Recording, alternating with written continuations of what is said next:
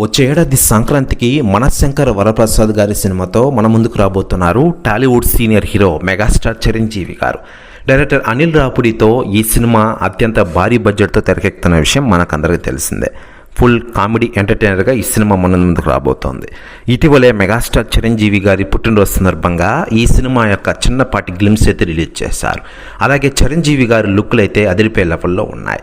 చిరంజీవి గారు నిజంగా 70 ఏళ్ల కుర్రాడిలా లేడు, ఆయన 30 ఏళ్ల కుర్రాడిలా ఉన్నాడని చాలామంది అంటూ ఉన్నారు. ఇలా మెగాస్టార్ చిరంజీవి గారి లుక్పై అందరూ స్పందిస్తూ ఉండగా, మరోవైపు అలనాటి హీరోయిన్లు స్పందిస్తూ ఉండగా తాజాగా రాధిక గారు స్పందించారట. ఆమె మాట్లాడుతూ, మెగాస్టార్ చిరంజీవి గారి నటన అంటే ఎవరికి ఇష్టం ఉండదు. నేడు ఆయన మనశంకర వరప్రసాద్ గారి సినిమాతో త్వరలోనే రాబోతున్నారు. లేటెస్ట్ లుక్లు అయితే చూశాను, అదిరిపోయాయి.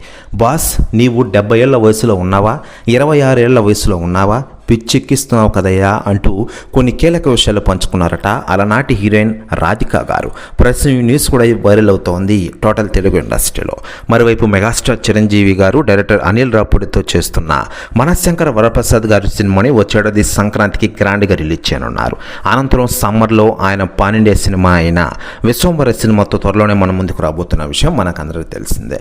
ఈ సినిమా యొక్క అప్డేట్ కూడా ఇటీవలే మెగాస్టార్ చిరంజీవి గారి పుట్టినరోజు కానుకగా రివీల్ చేస్తున్న విషయం మనకందరికీ తెలిసింది.